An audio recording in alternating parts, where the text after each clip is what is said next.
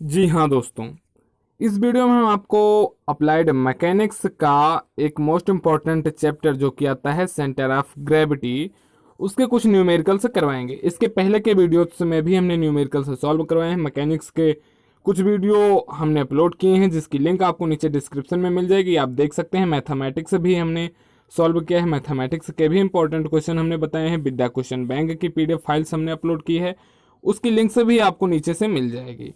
तो दोस्तों, हमारे व्हाट्सएप ग्रुप में ऐड होने के लिए आप नीचे डिस्क्रिप्शन में चले जाइए, वहाँ से आपको हमारे व्हाट्सएप ग्रुप की लिंक मिल जाएगी। वहाँ से आप हमारे व्हाट्सएप ग्रुप में ऐड हो जाइए और हमसे डायरेक्ट कनेक्ट हो जाइए। तो ये वीडियो यूपी पॉलिटेक्निक के सेकंड सेमेस्टर के उन सभी स्टूडेंट्स के लिए इंपॉर्टेंट है जिनमें कि अप्लाइड मैकेनिक्स है। तो देखते हैं कि ये फिगर आपको दिया गया है, इसका सेंटर ऑफ ग्रेविटी आपको निकालना है, मतलब गुरुत्व केंद्र इसका आपको फाइंड आउट करना है। देखिए, यहाँ से ए के बी के बीच की लेंथ आपकी 40 mm दी गई है, और यहाँ से ए के एच की ये से एच के बीच की दूरी आपकी 10 mm है, और यहाँ से आपकी जी से एफ के बीच की दूरी आपको 80 mm दी गई है, और फिर आपका एफ से ई के बीच की दूरी आपकी 10 mm है।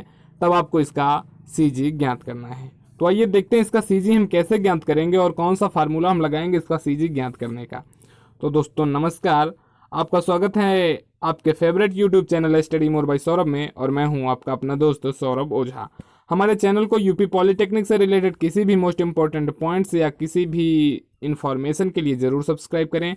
जैसे ही कोई नोटिफिकेशन आती है बोर्ड की तरफ से या फिर न्यूज़पेपर की तरफ से, वैसे ही फटाक से आपका अपना ये channel study more by Saurabh आपके लिए उस पर वीडियो एकदम अच्छे से एक्सप्लेनेशन के साथ लेकर के हाजिर हो जाता है। हमारे व्हाट्सएप ग्रुप में आप नीचे डिस्क्रिप्शन में दी गई लिंक के माध्यम से ऐड हो सकते हैं। इस वीडियो में हम आपको अप्लाइड मैकेनिक्स बताएंगे। तो दोस्तों, चैनल को जरूर सब्सक्राइब करिए, अपने दोस्तों में जरूर शेयर करिए। तो आइए देखते हैं कि इस क्वेश्चन को कैसे सॉल्व करेंगे जो क्वेश्चन अभी आपने जस्ट देखा था। तो देखिए, उसी क्वेश्चन का एक छोटा सा प्रारूप आपको यहाँ भी दिख रहा होगा। ठीक है, इसमें आपको लेंथ दी गई है 14, 10, 80 और 10। इसका आपको कह रहा है सीजी ज्ञात करना है। तो सीजी ज्ञात करने के लिए सबसे पहले आपको क्या देखना पड़ेगा? सीजी ज्ञात करने के लिए आप इसे देखिए कि क्या ये किसी अक्ष के सिमेट्रिक है, मतलब क्या किसी अक्ष के सममित है। तो अगर आप देखेंगे तो ये वाई अक्ष के सममित बन जाएगा। मतलब जब आप इसे वाई अक्ष के सिमेट्रिकल ऐसे देखेंगे, वाई अक्ष की तरफ से इस फोल्ड को इस वाले फोल्ड पर चढ़ाएंगे तो पूर्णतः ये इसको ढक लेगा। तो मतलब ये फिगर आपको जो दिख रहा है ये वाई अक्ष के सिमेट्रिकल है। जब हमने इसको आपको पहले सिमेट्रिकल का रूल बताया था कि जब कोई वस्तु किसी अक्ष के सिमेट्रिकल होता है तो उसके लिए उसी अक्ष का मान आपको ज्ञात करना होता है। जैसे ही आपको वाई अक्ष के सिमेट्रिकल जब है तो इसमें आपको केवल वाई बार की वैल्यू ज्ञात करनी है, एक्स बार की वैल्यू इसमें आपको नहीं ज्ञात करनी है। ठीक है, एक्स बार की वैल्यू आपकी यहाँ से ऐसे ज्ञात हो जाती है कि देखिए, इसमें सबसे बड़ी लेंथ आपकी कौन सी है?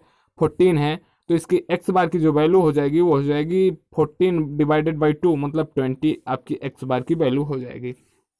इसमें अब आपको ओनली वाई बार की वैल्यू ज्ञात करनी है, और देखते हैं हम वाई बार की वैल्यू हम इसमें कैसे ज्ञात करेंगे, यही आज हम आपको इस वीडियो में बताने वाले हैं।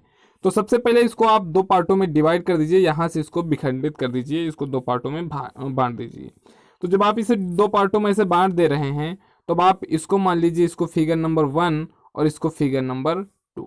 ठीक है, अब इसका आप एरिया जब फिगर नंबर 1 का निकालेंगे तो ये एक आयत बन रहा है, आयत का एरिया लंबाई गुणे चौड़ाई होता है, मतलब 18 इंटू 10 हो जाएगा।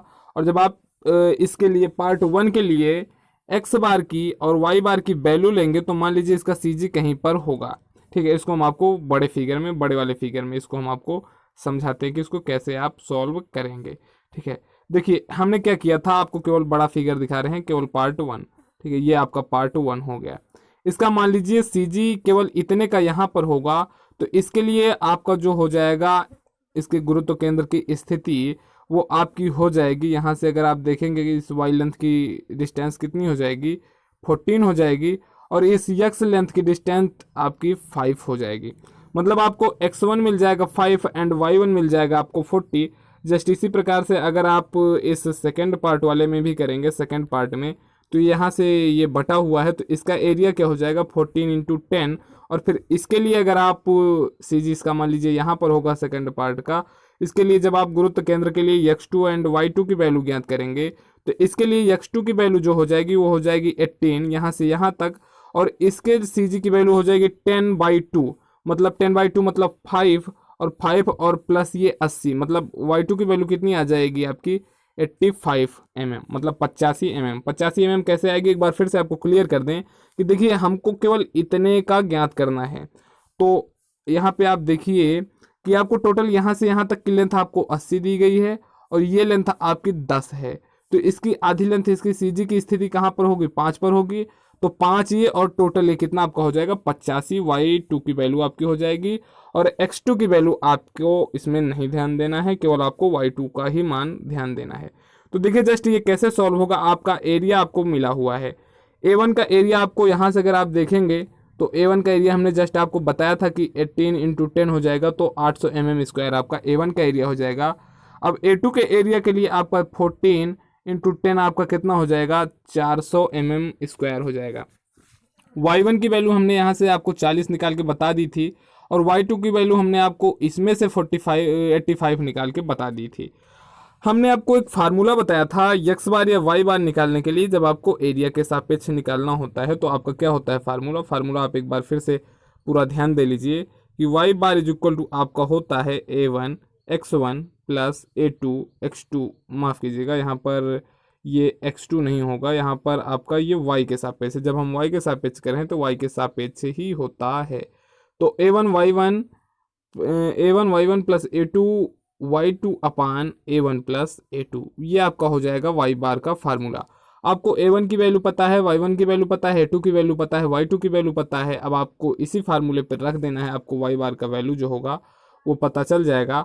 आप जब y बार पे रखेंगे तो आपका a1 का मान है 800 एंड y1 की वैल्यू आपका है 40 और आपकी जो आपको दी गई है a2 की वैल्यू आपको 400 दी गई है और आपका y2 की वैल्यू 85 दिया गया है। अपान a1 प्लस a1 की वैल्यू आपकी 800, a2 की वैल्यू आपकी 400। आप हम कुछ नहीं कर रहे, केवल उसी फार्मूले में रख रहे हैं। जब आप इसको सॉल्व करेंगे तो आपका y बार की जो वैल्यू है वो आ जाएगी 55 mm। ठीक है, y बार का मान इसमें आपका आ जाएगा 55 mm, मतलब इसका आंसर हो जाएगा 55 mm। आपका जो होगा वो y बार के लिए वैल्यू हो जाएगी। तो इस तरह से आप ऐसे क्वेश्चंस को सॉल्व कर सकते हैं। फिर आपके लिए आता है, देखिए आपको दूसरा क्वेश्चन कुछ इस प्रकार से है। आपको ऐसा कुछ फिगर दिया रहेगा, इसमें से आपको सीजी की वैल्यू ज्ञात करनी है। ऐसे ही क्वेश्चंस आपको एग्जाम में मिलने वाले हैं। आपको एग्जाम में इसी के बेस्ड क्वेश्चन मिलता है। आपको बहुत ना तो सिंपल क्वेश्चन मिलने वाला है और ना ही बहुत डिफिकल्ट क्वेश्चन मिलने वाला है। तो इसकी सीजी ज्ञात करने के लिए आपको इसे पार्ट्स में डिवाइड करना पड़ेगा। पहला पार्ट आपका यहाँ से बन जाएगा, दूसरा पार्ट आपका यहाँ से बन जाएगा। आप इसे मान लीजिए आपका ये पार्ट 1 हो जाएगा, ये आपका पार्ट 2 हो जाएगा और ये आपका पार्ट 3 हो जाएगा। अब इसमें से आपको जैसे हमने पहले फिगर में पहले क्वेश्चन में निकाला था a1 a2 a3 की वैल्यू, जस्ट आपको इसमें से भी निकाल लेना है और x1 y1 x2 y2 x3 y3 की वैल्यू आपको इसमें से भी निकाल लेना है। ठीक है, देखिए कैसे निकलेगा। सबसे पहले हम इसमें चेक करेंगे कि क्या ये किसी अक्ष के सिमेट्रिकल है। आप इसको देखिए, x अक्ष के ये सिमेट्रिकल और ना ही y अक्ष के ये सिमेट्रिकल आ रहा है, मतलब इसमें आपको x बार और y बार दोनों की स्थिति आपको ज्ञात करनी है। तो कैसे ज्ञात करेंगे ये आप आगे देखिए आपको हम फिगर और डायरेक्ट आपको उसकी वैल्यूज भी दिखा रहे हैं। ये आपका फिगर कुछ यूं है। तो इस फिगर में आप जब इसको इस पार्ट से डिवाइड कर देंगे तो ये आपका पार्ट 1 जब बन रहा है तो पार्ट 1 का एरिया आपका हो जाएगा 15 × 4 सेंटीमीटर स्क्वायर, मतलब 60 सेंटीमीटर स्क्वायर आपका a1 की वैल्यू आ जाएगी। a2 की वैल्यू के लिए आप इसे यहाँ से डिवाइड कर दीजिए। a2 की वैल्यू आपकी आ जाएगी, ये पूरी लेंथ आपकी 20 दी गई है, इतनी लेंथ आपकी जब 4 निकल जाएगी तो बचेगी टोटल इतनी लेंथ आपकी 16। तो मतलब इसके लिए a2 की जो वैल्यू होगी वो आपकी आ जाएगी 16 इंटू 2, मतलब 32 सेंटीमीटर स्क्वायर आपकी a2 की वैल्यू हो जाएगी। जस्ट इसी प्रकार से जब आप a3 की वैल्यू देखेंगे तो a3 की वैल्यू के लिए ये आपका थर्ड पार्ट है। तो a3 की जो आपकी वैल्यू आएगी वो हो जाएगी आपकी, ये टोटल लेंथ आपकी 8 दी गई है और यहाँ से ये लेंथ आपकी 3 है, मतलब a3 की वैल्यू आपकी हो जाएगी 24 सेंटीमीटर स्क्वायर। ठीक है, अब इसमें फिर बात आती है आपको इसमें x1 और y1 x2 y2 x3 y3 की वैल्यू आप इसमें कैसे ज्ञात करेंगे। इसमें सबसे पहली कंडीशन आपको ये दी गई है कि ये इस प्रकार से अक्ष पर रखा गया है जिसका मिड पॉइंट ये है, x अक्ष आपका ये है, y अक्ष आपका ये है। तब इसमें से जब आप निकालने का ट्राई करेंगे x1 y1 x2 y2 x3 y3 की वैल्यू, तो ये आपका यहाँ से डिवाइड है, ये आपका पार्ट 1 है, तो इसकी सीजी हम मानते हैं कहीं यहीं पर होगा। तो इसके लिए जब आप देखेंगे तो x1 आपका आ जाएगा, इसका आधा 15 का आधा 7.5 आपका आ जाएगा x1। ठीक है, हमने इसको पहले भी बता दिया है कि जब कोई आयत होता है तो उसके लिए उसका CG जो होता है वो L/2 और B/2 के बराबर होता है। तो इसके लिए x1 की वैल्यू आपकी आ जाएगी 7.5 एंड y1 की वैल्यू आ जाएगी आपकी 4 पूरी लेंथ है, 4 की आधी आपकी हो जाएगी 2, मतलब आपका y1 की वैल्यू आ जाएगी 2।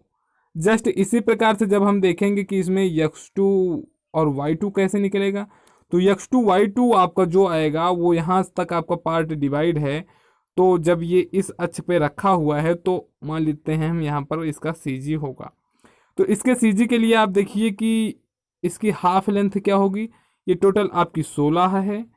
ठीक है, ये 16 हो जाएगा तो ये आपका कितना बचेगा, ये आपका बचेगा 8, और 8 ये हो जाएगा आपका, 4 ये हो जाएगा, मतलब इसका y2 की वैल्यू जो आएगी वो आपकी हो जाएगी 12, और x2 की जो वैल्यू आपकी आएगी वो आ जाएगी 1। 1 क्यों आएगी, क्योंकि ये टोटल लेंथ आपकी 2 दी गई है और 2 का आधा आपका हो जाएगा 1, मतलब आपको x2 और y2 भी मिल गया। अब इसमें आपको x3 और y3 निकालना है, तो देखिए x3 और y3 थोड़ा निकालना इसमें आपको थोड़ा सा कठिन लग सकता है, थोड़ा सा डिफिकल्ट लग सकता है, ये आपकी अच्छ हो जाएगी। तो यहाँ से हमने इसको पार्ट्स में डिवाइड किया है, तो इसका मानते हैं हम CG जो होगा यहाँ पर होगा, तो इसके लिए CG की जो कंडीशन होगी, मान लीजिए किसी अक्ष पे नहीं होगा, तो यहाँ से CG इसकी 4 इकाई दूरी पर होगी, मतलब 4 सेंटीमीटर दूरी पर होगी। ठीक है, जब अक्ष यहाँ से जा रही है तो आपको लेंथ यहाँ से निकालनी है, तो आपकी ये जो वैल्यू आएगी ये आपकी टोटल लेंथ 4 है और ये आपकी 2 दी गई है, तो आपकी इतनी लेंथ कितनी बचेगी, आपकी ये लेंथ आ जाएगी 2। ठीक है, मतलब आपको इसमें x3 की वैल्यू जो आ गई वो आपकी आ गई 2। ये समझ में अगर ना आया तो आप हमें कमेंट कर सकते हैं, हम आपको अगले वीडियो में या इसी के जस्ट पार्ट वाले वीडियो में फिर से इसको समझाने का ट्राई करेंगे। आपको हम फिर से एक बार यहीं पे समझा दे रहे हैं कि जब आप केवल इतने पार्ट को देखेंगे तो ये लेंथ आपको मिल जाएगी 4, इसके x3 की वैल्यू जो होगी पार्ट 3 के वो आपकी आ जाएगी 4, और ये लेंथ आपको दी गई है 2 और टोटल लेंथ आपकी है 4, तो ये लेंथ आपकी यहाँ से यहाँ तक की कितनी बचेगी, आप खुद ही दिमाग लगा सकते हैं कि ये टोटल लेंथ 4, 4 में से 2 जाएगा, आपका ये आ जाएगा 2। इस तरह से ये आपका हो सकता है। फिर आप जब इसमें y3 की वैल्यू ज्ञात करेंगे तो y3 की वैल्यू के लिए आपको इसके लिए y3 आ जाएगा 1.5, क्योंकि ये 3 है, तो यहाँ से आपका y3 का मान हो जाएगा 20 ये, और 1.3 ये, मतलब ये कितना हो जाएगा 21.5। ठीक है, 21.5।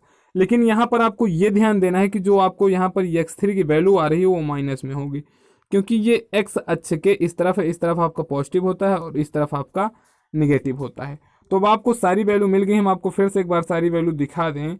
आपको आया है A1 की वैल्यू आपकी आ गई 60 सेंटीमीटर स्क्वायर, A2 की वैल्यू आपकी आ गई 32 सेंटीमीटर स्क्वायर, A3 की वैल्यू आपकी 24 सेंटीमीटर स्क्वायर, x1 की वैल्यू आपकी 7.5 सेंटीमीटर स्क्वायर, x2 की वैल्यू आपकी 1 सेंटीमीटर, x3 की वैल्यू आपकी -2 सेंटीमीटर, y1 की वैल्यू आपकी 2 सेंटीमीटर एंड y2 की वैल्यू आपकी 12 सेंटीमीटर, y3 की वैल्यू आपकी 21.5 सेंटीमीटर।